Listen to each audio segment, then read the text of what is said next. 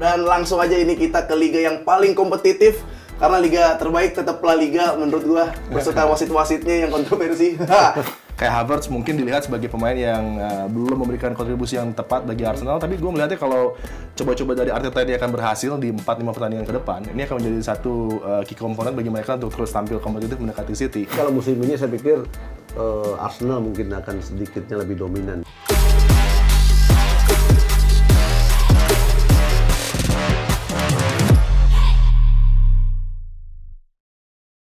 Kembali lagi di Kick and Runs, masih bareng Afif Safi di sini dan masih ditemani oleh Bung Supriyono dan Bung Adiani. Jangan bosan-bosan, pokoknya ditonton terus, like, komen, dan subscribe. Tadi kita udah bahas Liga 1 dan langsung aja ini kita ke liga yang paling kompetitif.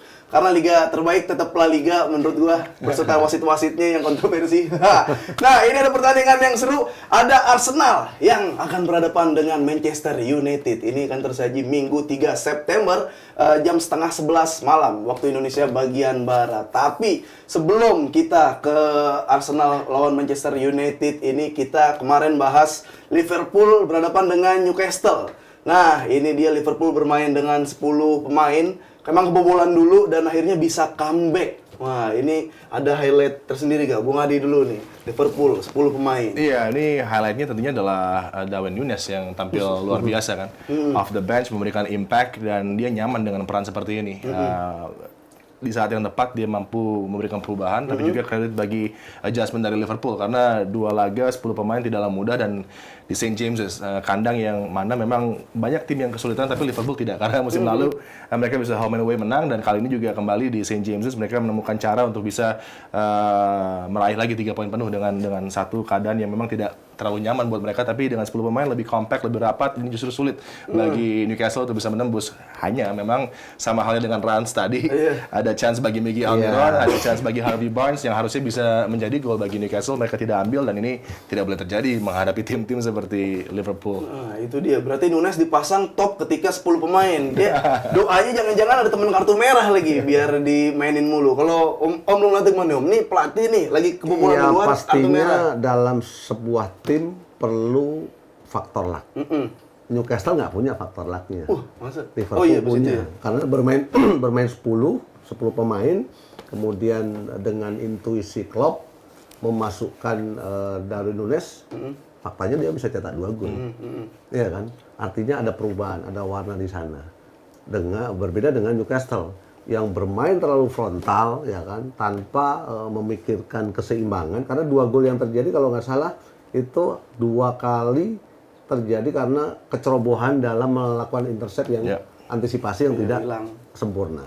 Di sinilah muncul Darwin Núñez dengan timing, dengan finishing, dengan kualitas tembakan yang memang sangat luar biasa. Tapi pergantian Klopp juga sangat berani ya. Dia seolah ingin mengorbankan satu pemain setelah Van Dijk keluar, ya kan?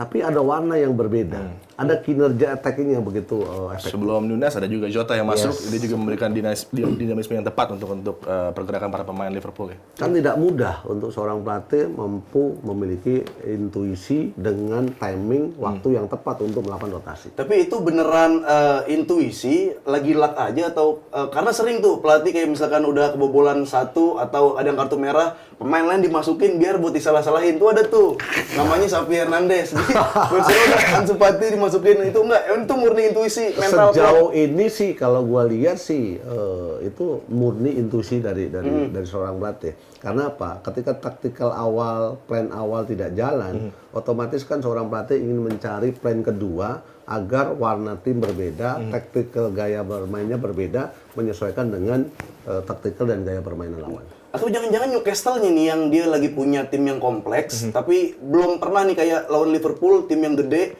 terus dia kena kartu merah, belum pernah ada di situasi kayak gini, jadi bingung dia harus kecerdikan dari Klopp juga sih kalau menurut gue, karena dia tetap membuat semuanya sulit buat Newcastle, karena kuncinya adalah ketika ada kartu merah yang sangat cepat di babak pertama tentunya harus bisa menyesuaikan diri dulu para pemain dan juga tidak kebobolan cepat. Dan itu yang terjadi ketika tim Newcastle 15-20 menit, 25 menit tidak bisa menciptakan gol lanjutan. Tentunya ini membuat keadaannya terbuka bagi Liverpool dan Klopp untuk bisa tampil sedikit lebih proaktif lagi untuk menekan pertahanan dari Newcastle, karena mereka sudah ada apa ya, benih-benih keraguan yang tertanam gitu dari para pemain Newcastle bahwa ini akan menjadi hari yang sulit bagi mereka lagi-lagi menghadapi Liverpool, karena kan selalu saja Liverpool bisa menemukan cara untuk mengalahkan Newcastle. Kalau kita ingat bertahun-tahun yang lalu Stan Collymore kala itu juga luar biasa untuk Liverpool memberikan kemenangan menghadapi Newcastle di Anfield. Tapi minimal kan identitas bermain dari Newcastle kan kuat ya.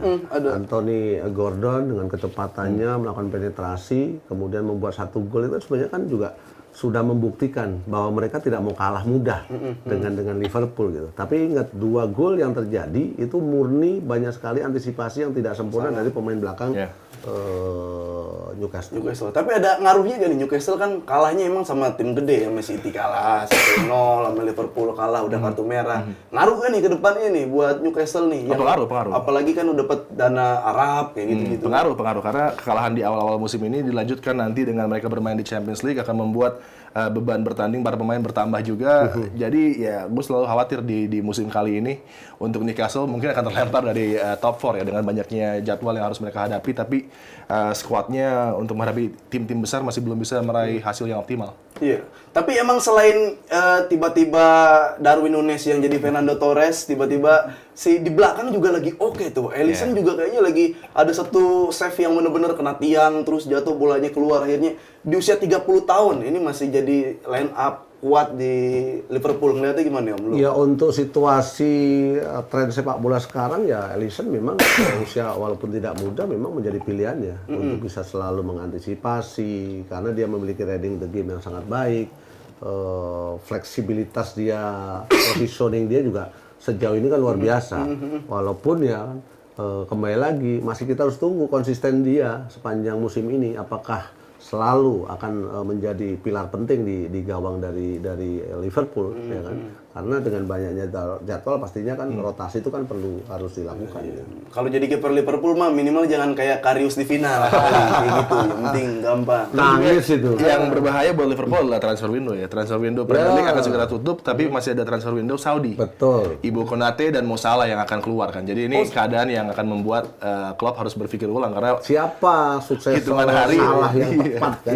Itu emang udah bukan di pertandingan terakhir Salah malam, bukan ya? Ya sepertinya seperti itu karena bidnya kan semakin besar dari Al Nassr ya. Kalau fans Liverpool tuh, nih Salah nih kadang Liverpool tergantungnya di Salah nih. Salah nggak perform dia selesai itu. Ya musim lalu kan dengan Mane tidak ada di Liverpool kan juga kinerja mereka juga terganggu. Mereka hanya berada di posisi 10 di Liga Champions pun mereka juga tidak dapat satu tempat kan gitu. Wah, ini artinya membeli pemain itu kan nggak mudah. Iya. Bukan pemain bagus yang akan dibeli, tapi pemain yang sesuai dengan kebutuhan. Wah, ini seru nih nunggu Liverpool nanti ya di penutupan transfer. Tapi sedikit nih sebentar doang. Ada yang protes tadi bilang itu sebenarnya nggak kartu merah dari Van Dijk, gimana menurut lu? Kan layarnya banyak tuh pas siaran, beda sama kita nonton doang di HP. Itu kartu merah. Wow, Ya, kartu merah. Kartu merah. Tuh, Ya, kartu karena kan yang mempertanyakan kan fans Liverpool.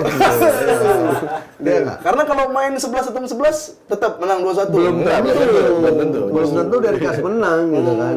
Iya, bersyukur juga ada Ya hikmahnya. memang jalannya kemenangan harus satu pemain dari Liverpool kartu merah. Ada aja dah jalan menuju kemenangan. Tapi ini dia, kita lihat statistik Liverpool berhadapan dengan Newcastle. Oh, Newcastle Liverpool gitu. Ya kan, lihat. Newcastle mampu dominan dengan 60%. Kemudian tembakannya itu jauh sekali perbedaannya. 23 kali tembakan. Artinya Newcastle bukan tim yang jelek. Tadi yang gue bilang, Newcastle tidak punya laki, tidak punya keberuntungan. Karena beberapa kali tendangan yang dilakukan pemain dari Newcastle kan mengenai tiang gawang. Iya, iya. Dan ya itu tadi tren dari Premier League ketika possession tidak lagi memberikan outcome jaminan kemenangan ya. David Moyes dan West Ham membuktikannya menghadapi Brighton 19% tapi bisa unggul cukup nyaman atas Brighton. Ini juga menjadi satu sajian yang menarik. Oleh karenanya kita menyukai Premier League ya, karena tidak hanya tim yang memegang kendali dan terus menyerang, justru yang bisa dominan dan menang. Nah, ya udah itu dia tadi ya, kartu merah udah fix. Kartu merah nih yang nonton layarnya lebih banyak, tapi kan menang tetap Liverpool walau 10 orang. Tapi gue penasaran sebenarnya di Newcastle tuh kadang ketika big game tuh belum ada yang muncul nama 1-2 gitu kan. Kalau ketika belum ada tuh gitu-gitu Newcastle ya, mereka punya Bruno Guimaraes tapi juga kemarin tampil tidak terlalu optimal. Joe Linton mengecewakan juga. Isak pun tidak memberikan kontribusi yang cukup untuk Newcastle. Tapi memang masih membutuhkan 2 pemain lagi lah untuk Newcastle bisa kembali bersaing dengan Man City, dengan Arsenal, Manchester United juga, dan Liverpool tentunya. Ya, masih Dan ada. Chelsea yang mengancam mereka ya. Aduh, ada Chelsea. Tim tanpa sponsor tuh. Oke, itu tadi udah Newcastle lawan Liverpool. Sekarang saatnya kita ke Arsenal. Berhadapan dengan Manchester United. Ini jalannya pertandingan kedua tim. Kira-kira akan seperti apa nih? Kayak Arsenal kayaknya udah jadi dah sekarang dah. Belum Lihat justru, ya. Mas serius? Udah kata fans-fans Arsenal mah ini udah jadi Kalau nih. jadi, Arteta time kalau nih. jadi nggak mungkin dong ditahan Fulham 2-2. Dengan 10 pemain Fulham. Oh iya, kan? Justru yang terkini kan mereka Dominasi memang, Ya. ya kan? Itu kan filosofi mereka, ya kan? Bagaimana gaya bermain Arsenal kan selalu mengandalkan passing, sentuhannya banyak, ya kan? Dominan, transisi mereka juga ketika kehilangan bola mereka mencoba untuk high pressure di atas, gitu kan? Tapi memang di pekan-pekan ini memang masih belum memperlihatkan cerminan ataupun gaya permainan yang sejauh ini dilatih oleh Arteta. Iya, nah ini kan kalau Arsenal mungkin belum jadi. Emang MU udah jadi pertanyaan. Manchester United masih sangat jauh. Berarti makin seru dong tuh. juga jauh, tapi Man City yang semakin jauh. Karena kalau kita melihat fans Arsenal juga sebenarnya kecewa dengan beberapa keputusan Arteta di beberapa pertandingan terakhir gitu kan. Tapi juga aneh ya, fans Arsenal, Arteta sudah berbuat begitu banyak, tapi masih kecewa. Masih. Padahal Belum puas ya. mereka sudah mendekati Man City dan bahkan gue yakin di musim kali ini juga akan lebih dekat lagi, tapi juga gagal.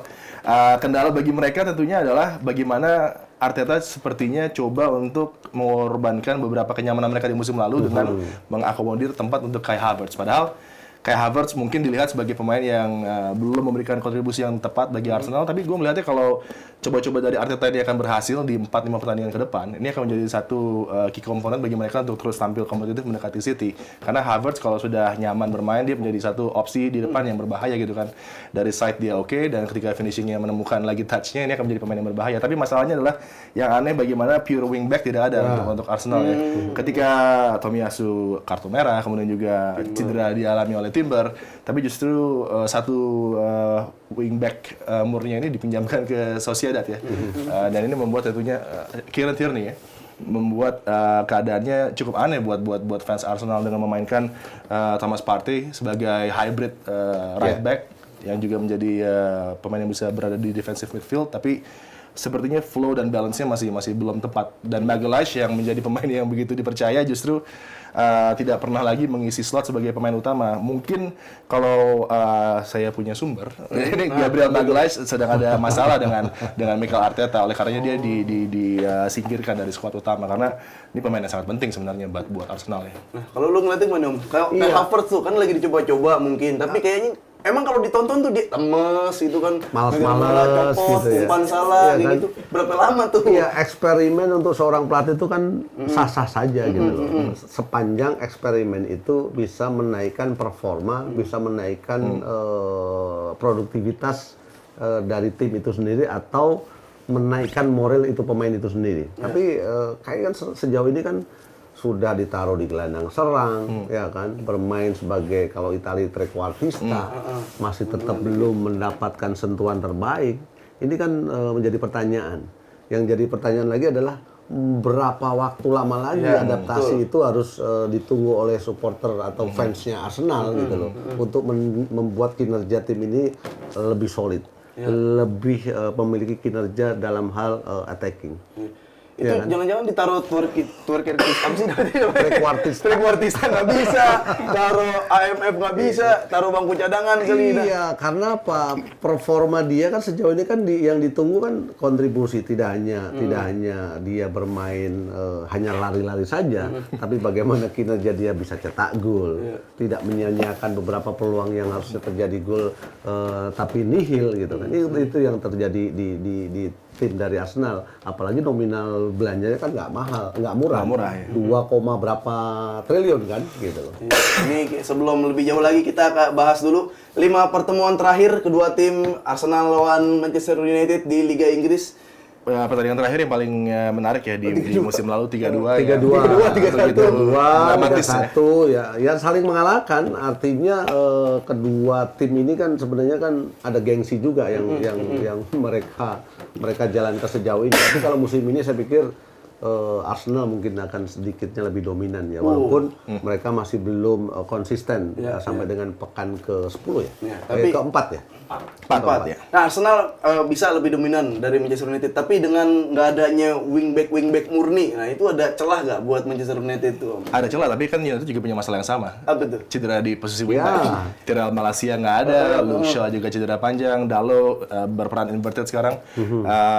Tapi sepertinya United sudah punya satu game plan yang akan juga menyulitkan Arsenal, walaupun bermain di Emirates ya. Tapi ini keadaan yang akan membuat Manchester United punya peluang untuk ini peluang terbaik buat United menang di Emirates karena tim Arsenal ini belum sepenuhnya komplit, lengkap dan nyaman dengan satu sama lain ya. Declan Rice menjadi adisi yang paling krusial di sana, tapi sepertinya juga dia belum bisa menemukan link up yang tepat antara misalnya Odegaard, dan ini membuat keadaannya untuk Manchester United terbaik untuk bisa mencuri setidaknya 1 poin lah dari Emirates. Tinggal peran dari Rashford akan bermain sebagai target man atau Kiri dikit deh. bermain agak melebar di sayap. Yang di sisi menjadi flank, ya. berita positifnya buat United adalah Rasmus Højlund sudah mungkin akan ada di bench ya bagi Manchester United. Tapi kalau kita melihat bagaimana blueprint dari Ten Hag menghadapi Forest, sepertinya Rashford akan lebih nyaman di sisi kiri karena dia begitu dynamic dan bisa terlibat lebih banyak dalam build up ketika dia drop deep untuk mengambil bola ya. Berarti Højlund bisa kemungkinan masuk tuh. Off the bench ya. Udih, mantap. Tapi kalau lini tengah nih, ke lini tengah ya ada Declan, ada Havertz dan lain-lain. Kalau Manchester United sendiri, gue sekarang melihat Casemiro di Madrid kan serem banget ya, maksudnya passingnya oke, di press nggak panik. Sekarang kenapa dia kayak di press panik, masih banyak salah kayak karena orang kasar nggak bisa main. terisolir ya dari dua rekannya. Kemarin kan Fernandes dan Mount yang tampil terlalu progresif sehingga Casemiro dari transisi pun selalu ada kadang-kadang di mana dia harus berhadapan 2 lawan 1. Ini yang tidak nyaman. Tapi dengan Ten Hag kembali ke 3 midfield andalannya dengan masuknya Eriksen sepertinya akan memberikan kenyamanan buat Casemiro berlaga ya, karena agak lebih stabil lah ketimbang dengan Mason Mount. Mason Mount masih belum bisa mengetahui apakah dia fitnya di nomor 10, nomor 11 atau nomor 7 bagi Manchester United, dan cederanya Mount justru menjadi berkah bagi Casemiro. Ya walaupun sebenarnya dia diharapkan bisa berperan sebagai playmaker kan. Gayanya, stylenya diharapkan kayak Eriksen. Tapi sejauh ini kan masih belum kan. Tinggal bagaimana Bruno, kemudian kolaborasi dia dengan Casemiro itu kan perlu ditunggu juga untuk mendapatkan keseimbangan. Artinya siapa tim yang mampu memperkuat atau memenangkan duel ini tengah, saya pikir tim ini akan unggul. Ya, sebenarnya juga United sebenarnya punya Scott McTominay. Dan ini pemain yang tepat untuk berlaga di Emirates karena harus lari-lari dan berlari ya. Tapi Ten Hag sudah hilang selera sama McTominay. Jadi walaupun dia available, dia tidak akan mungkin dimainkan untuk menggantikan Eriksen misalnya. Iya, kurang menjilat kali tuh pemain itu sama Ten Hag. Sepertinya kurang. Bisa jadi. Oleh karenanya di 2 hari ini kan menarik ya, karena window yang mau tutup masih ada Sofian Amrabat, masih ada Ryan Gravenberch juga. Antara Gravenberch atau Amrabat itu yang akan bisa menjadi kekuatan tambahan buat Manchester United, dan juga Rico Henry atau Kukurea, itu 2 pemain di wingback yang akan diambil untuk di loan ya.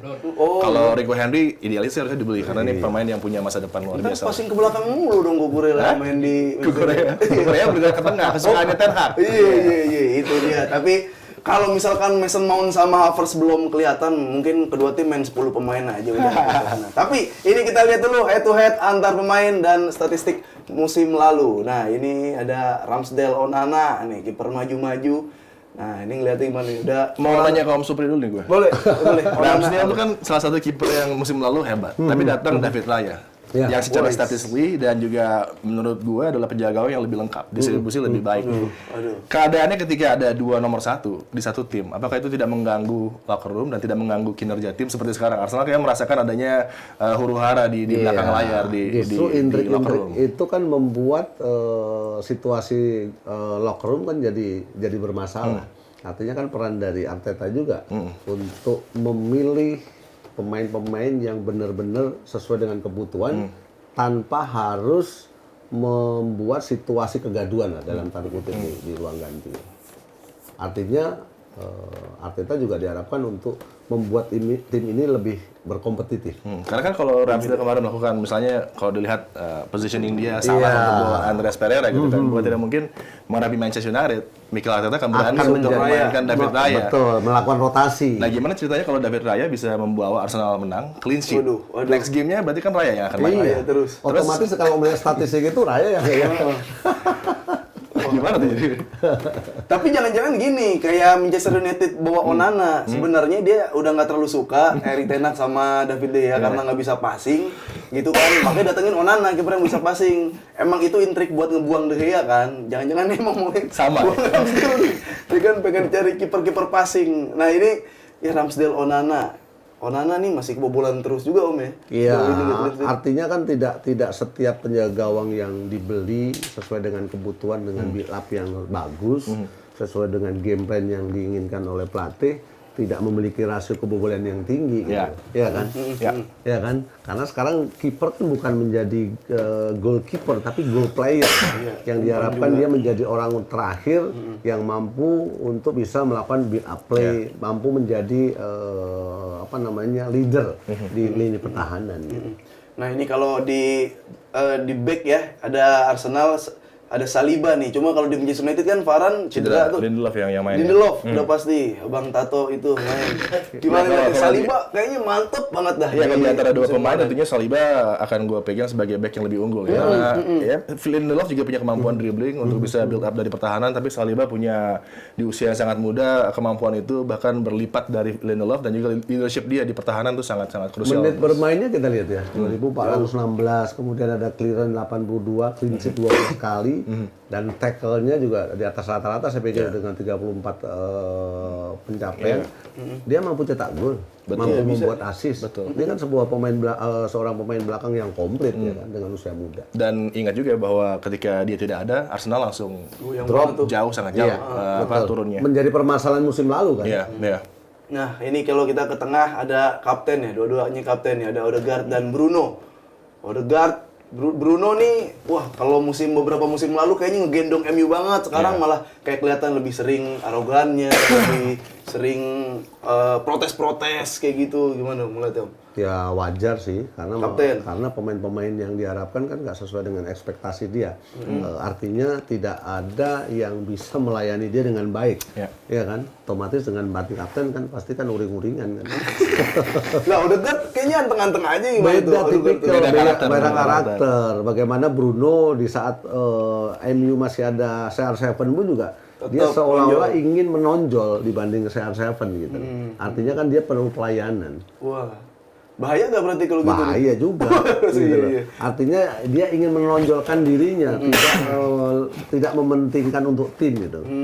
Show off berarti itu kan. Nah, ini kalau kita ke depan lagi ada Rashford, Saka ini wah gacor-gacornya juga. Saka kan pemain muda, mantep lah. Gimana ngeliatnya nih Om? Iya, sisi kecepatan Rashford punya, naluri gol Rashford juga punya, ya kan. Tapi kan Rashford itu kan rentan cedera.